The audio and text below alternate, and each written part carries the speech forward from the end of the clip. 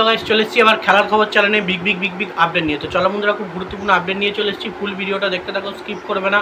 Skip করলে কিন্তু ভিডিওর মধ্যে অনেক কিছু মিস করবে। এবং এই খেলার খবর চ্যানেলে যারা নতুন আছে অবশ্যই এই খেলার খবর চ্যানেলটা সাবস্ক্রাইব করে পাশে থাকা বেল আইকন ঘন্টাটাকে ঢং করে বাজিয়ে দাও। বেশি বেশি লাইক এবং কমেন্ট করে দাও, যাতে মোটিভেট হয়ে তোমাদের এই খেলার খবর চ্যানেলে আমি ফার্স্ট আপডেট দিতে পারি। তো চলো বন্ধুরা, ফার্স্ট যে আপডেটটা নিয়ে কথা হলো, খুব গুরুত্বপূর্ণ একটা আপডেট শেয়ার করতে চলেছি তোমাদের এই ভিডিওর মধ্যে।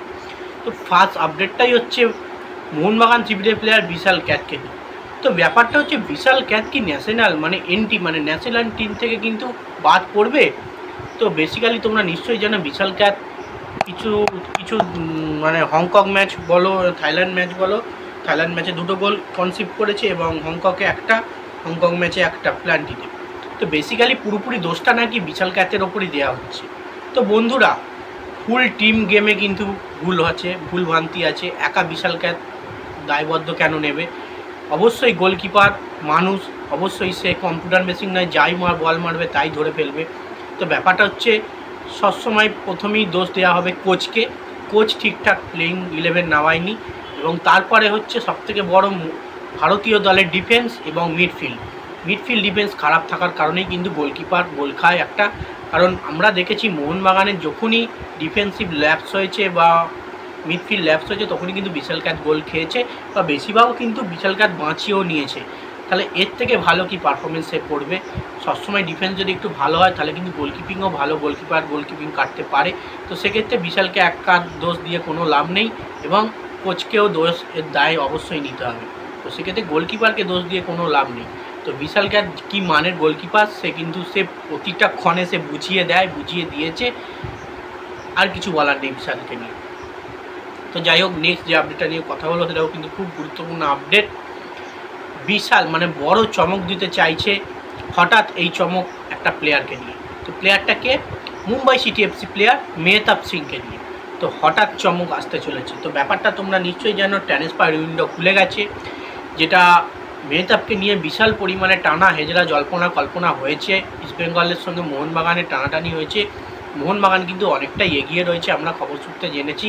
এবং ব্যাপারটা হচ্ছে, যদি মোহনবাগান এগিয়েই থাকে, কথাবার্তা সব কিছু ঠিকঠাক থাকে এবং ট্রান্সফার ফ্রি যদি দিতে রাজি হয়, যত টাকা মুম্বাই সিটি এফসি চেয়েছে, এবং সবথেকে বড় ব্যাপার, যদি মেহতাব সিং কলকাতার এই মোহনবাগানের দলে সই করতে চায়, তাহলে কিন্তু হঠাৎ কিন্তু একটা বিশাল চমক আসতে চলেছে। কারণ এখন ট্রান্সফার উইন্ডো খুলে গেছে, কিছুদিন কাল বা আজকের মধ্যে কিন্তু বড় খবর আসতে চলেছে। মেহতাব সিংয়ের ডিলটা কিন্তু ডান করে নেবে এমবিএসজিসিবি। যদি মেহতাব সিং মুম্বাই সিটি এফসি ছাড়তে রাজি হয়, তবেই কিন্তু আর 1-2 দিনের মধ্যেই কিন্তু এই বড় খবরটা বা বড় চমকটা চলে আসবে। মেহতাব সিং কিন্তু এমবিএসজিসিবিরে সাইনিং করেছে। তো দেখা যাক চমকটা আসে কিনা।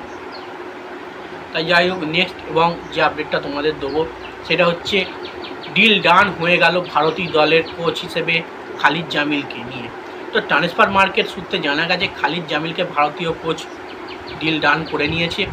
এবং ব্যাপারটা হচ্ছে, হাবাসের সঙ্গে খালিদ জামিলের একটা লড়াই চলছিল ভারতীয় দলে কোচ হওয়ার জন্য। সেখানে খালিদ জামিল প্রচুর পরিমাণে এগিয়েছিল। যতই হাবাস ভালো কোচ হোক কেন, ভারতীয় দলে কিন্তু আমি এর আগেও বলেছি ভিডিওতে, বিদেশি কোচের কোনো রকমই সাফল্য আসছে না ভারতীয় দলে। সেখানে ইন্ডিয়ান কোচই লাগবে, ইন্ডিয়ান জেডি কোচ লাগবে। সেটা একমাত্র খালিদ জামিলই সবথেকে বেস্ট অপশান হতে চলেছে। এবং খালিদ জামিলই কিন্তু ভারতীয় দলের কোচ একরকম হয়েই গেছে বললে চলে, কারণ তাকে প্রচুর পরিমাণে তার ভোট পড়েছে খালিদ জামিলের ভারতীয় দলের কোচ হবার। তো দেখা যাক কত দিনে পুরোপুরি কনফার্ম হয়, খালিদ জামিলকে তার হাতে পাসপোর্টটা দেওয়া হয় যে সে ভারতীয় দলের কোচ হলো। তো দেখা যাক খালিদ জামিল যদি ভারতীয় দলের কোচ হয়, তাহলে ভারতীয় দলের, আমি আশা করি খালিদ জামিলের হাত ধরে ভারতীয় দল কিন্তু ভালো পারফরমেন্স করবে। তো যাই হোক, নেক্সট এবং লাস্ট আপডেট যেটা নিয়ে কথা হলো সেটা কিন্তু খুব গুরুত্বপূর্ণ আপডেট তোমাদের শেয়ার করতে চলেছি। সেটা হচ্ছে Bengaluru FC player Ryan Williamson. তো রায়ান উইলিয়ামসন একটা বড় বার্তা দিল, বড় মনের কথা বলল। ব্যাপারটা হচ্ছে, রায়ান উইলিয়ামসন বলল কিন্তু ভারতীয় দলের হয়ে আমি খেলতে চাই এবং ভারতীয় পাসপোর্ট করাতে চাইছে সে। সে ভারতের কাছে ইচ্ছা প্রকাশ করেছে, সে ভারতের পাসপোর্ট করাবে এবং তার সঙ্গে কিন্তু সে ভারতীয় দলে খেলতে চায়।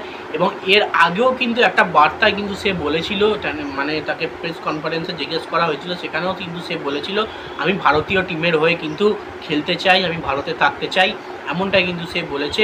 অবশ্যই এরম ধরনের প্লেয়ার ভারতীয় দলে নিয়ে আসা উচিত, ভারতীয় করে নেওয়া উচিত। কারণ যদি না এই সমস্ত প্লেয়ার আসে বা ভারতীয় বংশোদ্ভূত প্লেয়ার যদি না খেলে ওসিআই প্লেয়ার, তাহলে কিন্তু ভারতীয় টিমের কোনো রকমই সাফল্য দেখতে পাচ্ছি না। খুব শিগগিরই সাফল্য আনতে গেলে ওসিআই প্লেয়ার চাই, এবং রায়ান উইলিয়ামসনের মতো প্লেয়ার যে ভারতীয় দলে খেলতে চাইছে এদেরকে তাড়াতাড়ি ভারতীয় দলে যুক্ত করা। তো যাই হোক, এই আপডেট ছিল। ভিডিওটা যদি ভালো লেগে থাকে লাইক কমেন্ট শেয়ার সাবস্ক্রাইব করে পাশে থাকো। চলো বন্ধুরা, বাই। নেক্সট ভিডিও আবার দেখা হচ্ছে।